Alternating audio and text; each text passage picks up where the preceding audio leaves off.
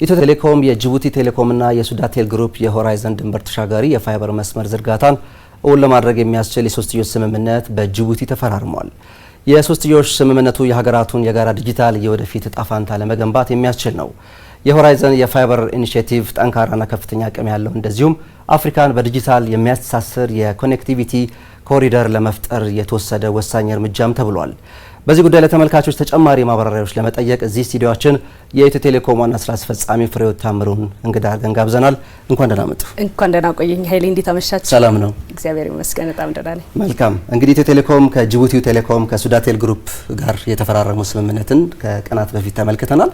ከኢትዮ ቴሌኮም የስትራቴጂክ እቅዶች አንጻር የ3 ዓመት ስትራቴጂክ እቅድ አንጻር እንዴት ይታያል ስምምነቱ? አመሰግናለሁ። በድጋሚ ምናልባት ቀደም ብለን ከጥቂት ወራት በፊት ኢትዮ ቴሌኮም አዲሱን ስትራቴጂ ሲያሳውቅ ኔክስት ሆራይዘን ወይም ደግሞ ቀጣዩ አድማስ ያልነው የ3 ዓመት ስትራቴጂ ቀርጸናል። ከቀድሞ ኤክስኪዩት ካደረግናቸው ወይም ተግባራዊ ካደረግናቸው ስትራቴጂያችን ይሄኛውን ስትራቴጂ ለየት የሚያደርገው ከሁለቱ ስትራቴጂዎች ማለቴ ነው ኢትዮ ቴሌኮም በሀገር ውስጥ ያደረገ የነበረውን ሰፊ ማስፋፊያ ወደ ሌሎች ሀገራት ደግሞ ይዞ የሚወጣበት ይሆናል ብለን ዲጂታል ኤንድ ቢዮንድ ያልነው ስትራቴጂ ራሱ ማለት ነው። ስለዚህ የሆራይዘን ፋይበር ትብብር በአፍሪካ ቀንድ ያሉ 3 ኦፕሬተሮች በትብብር ተግባራዊ ያደረጉት በአህጉራችንም እንደዚሁም በአፍሪካ ቀንድ ደግሞ ወሳኝ የሚባል ለዲጂታል አፍሪካ እንደዚሁም ደግሞ አህጉራችንን ከሌሎች ከኤዥያ ከመካከለኛው ምስራቅ እና ከኢሮፕ ለማገናኘት ወሳኝ የሚባል ምዕራፍ የሄድንበት ነው ብለን መውሰድ እንችላለን። የስትራቴጂያችንም አንዱና ወሳኙ ምዕራፍ ነው ማለት ነው። መልካም። ኢትዮ ቴሌኮም እንግዲህ በአፍሪካ የዲጂታል ትስስር ውስጥ የራሱን አበርክቶ የሚወጣበትን አንድ ምዕራፍ ነው የተፈራረመውና የኦፕሬተሮቹ ትብብር የአፍሪካ ዲጂታል ተግዳሮት እንዳለ ይታወቃል። ትስስር አንጻር ምን ሊፈታ ይችላል? ምንስ ተስፋዎች አሉ? እዚህ ላይ ነው ትንሽ መናገር ፈልገው ኃይሌ። በጣም አመሰግናለሁ። ሁላችሁም እንደምታውቁት እንግዲህ የምናደርጋቸው የድምጽም ሆነ የኢንተርኔት ግንኙነቶች ያው ስልካችሁን በእጃችሁ ላይ ስለምትይዙት ከበስተጀርባው ምን አይነት ኢንፍራስትራክቸር እንዳለ ለማሰብ ሊያስቸግራችሁ ይችላል ማለት ነው። በተለይ ሀገራት ከሌሎች ሀገራት አህጉራት እንደዚሁ ከሌላ አህጉራት ማለት ነው የሚተሳሰሩበት በዋናነት ሰማሪን ኬብል የምንለው ወይም ደግሞ ባህር ሰርጓጅ የምንላቸው ኬብሎች አሉ። እነዚህ ኬብሎች በብዙ ሀገራት ትብብር የሚገነቡ ናቸው ማለት ነው። በተለይ ደግሞ አፍሪካ ከኢሮፕ ከኤዥያ እንደዚሁም ደግሞ ከመካከለኛው ምስራቅ ጋር የምታደርገው የኢንተርኔትና የኢንተርናሽናል ኮኔክቲቪቲ ወይም ጥሪ ድምጽን ጨምሮ ማለት ነው። ብዙ ጊዜ ኢንተርኔት ብቻ ነው የሚመስለን፣ በዚህ መስመር ላይ ነው የሚያልፈው ማለት ነው። ይሄ ማለት ምን ያህል ወሳኝ እንደሆነ ይሄ ኢንፍራስትራክቸር አመላካች ነው ማለት ነው። አሁን ላይ ምንድነው ይሄ ኢንፍራስትራክቸር ያለበት ተግዳሮት ያልከኝ እንደሆነ በተለይ በቀይ ባህር የሚያልፈው የሰመሪን ኬብል በጣም ብዙ ናቸው። እንደዚሁም ኮሪደሩ በጣም ጠባብ ነው።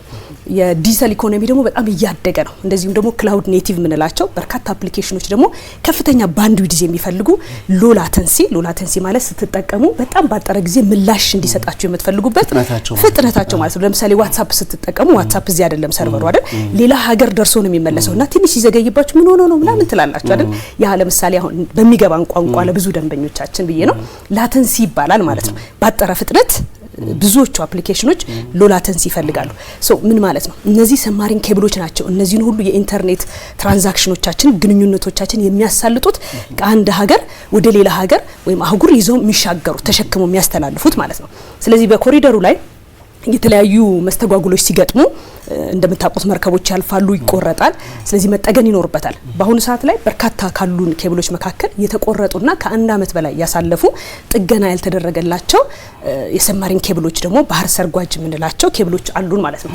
እነሱ አልተጠገኑም ማለት ምን ማለት ነው ሲባል ይህንን ትራፊክ የምንልከውን ትራፊክ ወይም ፍላጎት ምን ማድረግ አለብን? ወደ ሌላ መላክ አለበት። ወደ ሌላ ስንልክ ለምሳሌ ከኢትዮጵያ ከሆነ የምንልከው በፊት የምንልክበትን ሁልጊዜም የምንመርጠው አጭሩን መንገድ ነው። አጭሩን መንገድ ማለት ወይም ደግሞ በኬብል ርዝማኔ መውሰድ ትችላላችሁ ወይም ማፓችን ይዛችሁ አስቡትና ባጠረው መንገድ ነው የምንልከው። ለምን? ላተንሲው ስለሚቀንስልን የደንበኛውን ተሞክሮ የተሻለ የላቀ ስለሚያደርገው ማለት ነው። አለበለዚያ በረጅሙ መንገድ ከላክ ነው ላተንሲው ምን ይሆናል? ረጅም ይሆናል፣ ይዘገያል። ከዛ ምን ትላላችሁ? ቴሌኮም ምን ሆኖ ነው ኢንተርኔት ተበላሽቶ ነው ትላላችሁ። ከበስተጀርባ በርካታ መሰረተ ልማቶች እንዳሉ ያው ሁሉም ሰው ስለማያውቀው ማለት ነው። ስለዚህ ለዚህ አማራጭ ብለን በተለይ የሆራይዘን ፋይበር ኢኒሺዬቲቭ ወይም ትብብር በሶስት ኦፕሬተሮች በአፍሪካ ቀንድ ያሉ የአፍሪካዊ ኦፕሬተሮች ናቸው። በኢትዮ ቴሌኮም፣ በጅቡቲ ቴሌኮም እና ሱዳቴል መካከል የተደረገው ትብብር ለየት የሚያደርገው ፓወርፉል የሚያደርገው ምንድነው ካለን መሰረተ ልማቶቻችንና ያለንን ኤክስፐርቲዝ ወይም እውቀት በዚህ ዙሪያ ላይ ማለት ነው በሴክተሩ ያለንን አጣምረን አቀናጅተን ነው ይሄንን መፍትሄ ያመጣ ነው። ስለዚህ ቀደም ብዬ ጠቀስኩላችሁን የባህር ሰርጓጅ ሰብመሪን ኬብል የተለያየ ችግር ሲደርስበት ትራፊክ ማሳለፍ ማንችልበትን ሪደንደንሲ ይሆናል። ይሄ ማለት ነው አማራጭ መንገድ ይሆናል፣ ተጨማሪ አቅም ይሆናል ማለት ነው። አሁን የገነባ ነው መልቲ ቴራባይት ነው ወይም ደግሞ በርከት ያለ ከፍተኛ ካፓሲቲ ማስተናገድ የሚችልበት ነው። ስለዚህ ምን ይሆናል ማለት ነው ይሄንን አማራጭ ተጠቅመን አፍሪካን ከኤዥያ ከኢሮፕ እንደዚሁም ደግሞ ከመካከለኛው ምስራቅ ጋር እናገናኝበታለን ማለት ነው። ስለዚህ ፋይዳው በጣም የጎላ ነው።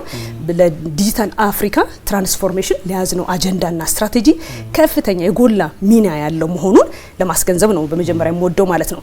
ትልቁ ትርጉም ደግሞ እንደ ኢትዮጵያዊት እና እንደ ኢትዮጵያዊ ተቋም ምንኮራው ሶስት የአፍሪካ ኦፕሬተሮች ተባብረው ያላቸው መሰረተ ልማት በቅንጅት ለመጠቀም እንደዚሁም ተጨማሪ የሚያስፈልገውን ለማልማት የሚያስፈልገውን ኢንቨስትመንትም ለማውጣት በመተባበራችን የመጣ ትልቅ የተፈጠረ አቅም ነው ማለት ነው። ስለዚህ በእኛ ሴክተር በእኛ ኢንዱስትሪ እንደምታውቁት ብዙ ጊዜ ውድድር ፉክክር ነው የሚታወቀው እንጂ ትብብር አይደለም የሚታወቀው። በአፍሪካ ቀንድም እንደዛው ለዚህ ኩራት የሚሰማን ኢጓችንን ጣል አድርገን እንዴት አድርገን ደግሞ አብረን ተባብረን ብንሰራ አፍሪካን እናሻግራታለን።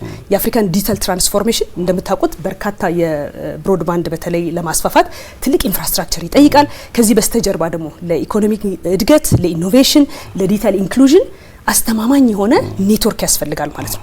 ይሄ በሌለበት ስለ ዲጂታል ኢንክሉዥን መነጋገር በጣም አስቸጋሪ ነው የሚሆነው ማለት ነው። ስለዚህ ለደንበኞቻችን ትልቅ አማራጭ፣ ለኛ ደግሞ ለኦፕሬተሮቹ ከፍተኛ ኢንቨስትመንት ለሚጠበቅብን አሁንም እያደገ በከፍተኛ ሁኔታ እያደገ ያለውን የዲጂታል ኢኮኖሚና የዲጂታል ፍላጎት ምላሽ ለመስጠት ኢንቨስትመንት ያስፈልገናል ኢንፍራስትራክቸራችን ላይ ማለት ነው። ያንን ለማድረግ ደግሞ ይሄ ገነባ ነው ኢንፍራስትራክቸር እኛ ብቻ የምንጠቀምበት አይደለም። ሃይፐር ስኬለሮች ምንላቸው እነ ማን ካልከኝ እነ ጉግል፣ ማይክሮሶፍት፣ እነ ዋትስአፕ እነዚህ የመሳሰሉት ደግሞ ይሄን ካፓሲቲ ይፈልጉታል። ስለዚህ ከኛ ምን ያረጋሉ? ሊዝ ያረጋሉ። ሊዝ ያረጉ ተጨማሪ ደግሞ እናገኛለን፣ ገቢ እናገኛለን። ያ ገቢ ደግሞ እንደገና መልሰን መሰረተ ልማቱን ለማዝለቅ ለመጠገን ለማስፋፋት ትልቅ እድል ይፈጥርልናል ማለት ነው። ስለዚህ እንድምታው በጣም ሰፊ ነው ማለት ነው። አንድ ኦፕሬተር በጥረት የሚያደርጋቸው ለአንድ ሀገር የዲጂታል ኢኮኖሚ ግንባታና ትራንስፎርሜሽን የሚያደርጋቸው አስተዋጽኦች እንዳሉ ሆኖ እንዲህ አይነት ትብብር ሲመጣ ደግሞ ፋይዳው አህጉራዊ ነው። ኢትዮጵያም በዲጂታል ትስስር ውስጥ የራሷን አበርክቶ የምታበረክትበት እድል ነው ማለት ነው። አበረከትን ብለን ልንወስደው የምንችለው አንድ ትልቅ በርካታ ስራዎችን እንሰራለን። እነዚህ ደግሞ ኦፕሬተሮች ከ700 በላይ ኦፕሬተሮች ዓለም ላይ አለን። በእርግጥ አብረን ነው የምንሰራው ማለት ለምሳሌ እናንተ ከዚህ የምታደርጉት ጥሪ ወደ ጅቡቲ የምንበለው ወደ ዩኤስ ወደ ኢሮፕ ቢሄድ እዚህ በተለያየ ሀገር ካሉ ኦፕሬተሮች ጋር በጋራ ስለምንሰራ ነው ትራፊኩን ወይም ጥሪው ማስተላለፍ የምንችለው። ነገር ግን መሰረተ ልማታችንን እናቀናጅ፣ በጋራ እንጠቀምበት፣ እንደገና አብረን እናልማው ማለት ሌላ ምዕራፍ ነው ማለት ነው። ሌላ እይታ ከፍ ያለ እይታ ነው ለሴክተሩም ጭምር ማለት ነው። በእርግጠኝነት በእኛ ኢንዱስትሪ ይሄ ዜና ትልቅ የምስራች ነው። ብስራት ነው ለአጠቃላይ ለኢንዱስትሪያችን ትልቅ ብስራት ነው። ፋይበራችንን ብዙ ጊዜ ስንናገር ተሰማላችሁ። ባክቦን አለን ከ23000 ኪሎ ሜትር በላይ ባክቦን አለን፣ የፋይበር ባክቦን። ይህንን ፋይበር ነው ከጅቡቲ ካለው የላንድ ስቴሽን ተነስተን በኢትዮጵያ አሳልፈን ወደ ሱዳን አድርገን ከሱዳን ደግሞ ወደ ሌሎች አህጉራት ላይ እንዳልኩ ቅድም ወደ ኢሮፕና ወደ ሌሎች የአፍሪካን ትራፊክ የምንልከው የምንቀበልበትም ማለት ነው። ይሄ አስተማማኝ አገልግሎት ለመስጠት እንዲያስችለን የአገልግሎት ጥራትን ማስጠበቅ እንዲያስችለን ቀደም ብዬ እንዳልኳችሁ በተለያየ ምክንያት ኬብሎች ይቆረጣሉ። ሲቆረጡ አማራጭ ያስፈልጋል። ስለዚህ አማራጭ ይሆናል። ይሄን እያሰፋ ነው ስንመጣ አሁንም የጀመርነውን የአፍሪካንም የኢትዮጵያንም ዲጂታል ትራንስፎርሜሽን ባክቦን ሆኖ የሚያግዝ ትልቅ አስተማማኝ ኢንፍራስትራክቸር ነው የሚሆነው ማለት ነው። ምናልባት በመጨረሻ የዚህ የ3 ዓመት ስትራቴጂክ እቅዳችሁ ትልቁ ዜና ነው ማለት ነው። እውነት ነው እና ወተን ብዙ ጊዜ እንደምታውቁት ኢትዮ ቴሌኮም በአፍሪካ ቀዳሚ ኦፕሬተር ነው። አሁንም ደግሞ መሪ ነው። መሪነት ግን በቁጥር ብቻ ሳይሆን በኢምፓክትም ጭምር እየተገለጸ ያለበት በጋራ በመስራት ክሪቲካል የሆነ የአህጉሪቷን የሀገር ብቻ አይደለም ችግር ለመፍታት የተባበርንበት በነገራችን ላይ ትብብር ሲባል እንደዚሁ እንደው ቀለል ብሎ የተደረገ ሳይሆን ከጀመርነው 1 አመት በላይ ያስቆጠረ ነው። ኔጎሺዬት ስናደርግ አማራጮች ስንፈልግ ኬብሉን ለመዘርጋት የሚያስፈልጉን ኢንፍራስትራክቸሮችን ስናሰናዳና የሶስቱም ኦፕሬተሮች ባለሙያዎች ኃላፊዎች በተለያየ ጊዜ ቨርቹዋሊም እንደዚህም አዲስ አበባን በመገናኘት ውይይት በማድረግ ራሳችን ዲዛይን አድርገን የአፍሪካን ፕሮብሌም በአፍሪካኖች የፈታንበት ጭምር ነው በግልጽ እና ደግሞ በእንትን መናገር የምፈልገው ማለት ነውና እኛ አፍሪካ ቱ አፍሪካ ኮኔክቲቪቲ ኮሪደር ብለናል። ኮሪደሩ አንድ የኢትዮጵያ የሱዳን ብቻ ሳይሆን ወይም የጅቡቲ ብቻ ሳይሆን በጣም ከፍተኛ ካፓሲቲ ያለው እንደዚሁ እንዳልኩ አማራጭን የሚፈጥር ትልቅ ኮሪደር ነው ማለት ነው። የፋይበር ኮሪደር ነው ማለት ነውና ምናልባት እንግዲህ ከዚህ በስተጀርባ ሌላ ጊዜ ብዙ ልንነጋገር እንችላለን ስለ ሰማሪን ኬብል። ሰማሪን ኬብል ያው በአንድ ሀገር ወይም በአንድ ኦፕሬተር ብቻ የሚገነባ አይደለም። በርካታ ሀገራት በትብብር የሚገነቡት ነው። ከ99 በላይ ማለት ይቻላል ከ1% ያነሰ ነው የዓለም ኮሙኒኬሽን በሳተላይት የሚከናወነው። ዓለማችን ጠቅላላ በፋይበር ኬብል እንትን የተደረገች ናት፣ የተሸፈነች ናት። ስለዚህ ለዛ አንድ አስተዋጽኦ አደረግን ማለት ነው። እርስ በርሱ ይሄ ሁሉ የምታዩት በቢሊየንስ የሚቆጠር ሲም ካርዶች አሉ፣ ተጠቃሚዎች አሉ። እነዚህ ሁሉ ኮኔክት የሚያደርጉት ከበስተጀርባቸው እዚህ ኢንፍራስትራክቸር ላይ ነው ትራፊኩ ሲዘዋወር የሚንቀሳቀሰው። ይሄ ምን መሆን ይጠበቅበታል? ቀደም ባለው ጊዜ እንደምታውቁት ቮይስ ኤስኤምኤስ ምናምን ነው የምንጠቀመው። አሁን ግን ኢኮኖሚው ጠቅላላ እየተዘዋወረ ያለው እየሮጠ ያለው በዚህ ኢንፍራስትራክቸር ላይ ቆሞ ነው። ነርቭ ሲስተሙ ነው፣ ባክቦኑ ነው። ስለዚህ ይሄን ማስፋት ቀደም ሲል ሲገነባ ባንዱ ይድዙ ሰማሪን ኬብሎቻችን በነገራችን ላይ በጣም ብዙ ናቸው። ቀደም ባለው ጊዜ የዓለምን ፍላጎትን መሰረት ያደረገ በጣም ትንንሽ ካፓሲቲ ያላቸው ናቸው። ዛሬ ግን በአንድ ካርድ ከ100 ጊግ በላይ ማስተላለፍ የሚችሉ መልቲፕል ማለት ነው ሆነው የሚገነቡት ያሉት ማለት ነው። ስለዚህ ሁልጊዜ ስለ ዲጂታል ኢኮኖሚ ስናነስብ ስለ አንድ ሀገር ዲጂታል ትራንስፎርሜሽን ስንነጋገር ምን ያስፈልጋል? ከበስተጀርባ ባክቦን ያስፈልጋል። መሰረት የምንለው አሁን የምጠቅስልህ የመሰረተ ልማቶች በጣም አስፈላጊ ናቸው። በሀገራችን ውስጥ የምናደርገው ግንባታ እንዳለ ሆኖ በሀገር ውስጥ ያለውን ደግሞ ኢንፍራስትራክቸር በትብብር በማልማት መጠቀም ደግሞ ሌላ ምዕራፍ ነው፣ የተሻገረ ምዕራፍ ነው ማለት ነው። ለብዙዎች አስተማሪ ይሆናል ብለን እናስባለን። ውድድር ላይ አብሮ መስራት መጥፎ አይደለም፣ መልካም ነው። ነገር ግን ከዛ ያለፈ ነገር ማሰብ ግን ይጠይቃል። እየመጣ ያለው የዲጂታል ኢኮኖሚና የዲጂታል ፍላጎት በተለይ የዕለት ተዕለት እንቅስቃሴ የግለሰቦችም ሆነ የተቋማቶች ጠቅላላ እንደምታዩት እንቅስቃሴያቸው ሁሉ አይደል የሚሰጡት አገልግሎት በዚህ ላይ መሰረት ያደረገ ነው። ስለዚህ ያንን አገልግሎት አስተማማኝ ለማድረግ ጥራቱን የጠበቀ ለማድረግ ከዛ ባለፈ ደግሞ ተቋማት ለደንበኞች የሚሰጡትም አገልግሎት ዋጋው ተመጣጣኝ መሆን እንዲችል እንዲህ አይነት አማራጭ መሰረተ ልማቶች ሲገነቡና ሲሰፉ ደግሞ ተጨማሪ አቅም ይሆነናል ማለት ነው። ስለዚህ ለዲጂታል አፍሪካና ትራንስፎርሜሽን ትልቅ በረከት ነው ብለን ነው የምንወስደው። ምናልባት ይሄን በረከት አሁን ሊካሄድ እንግዲህ ቀናት ከቀሩት የ39ኛው አፍሪካ ህብረት የመሪዎች ጉባኤ ጋር እናገናኘው እስቲ። ኢትዮጵያ እንግዲህ በአፍሪካ ህብረት ውስጥ በነጻነት ረጅም ጊዜ ግንባር ቀደም ነበረች።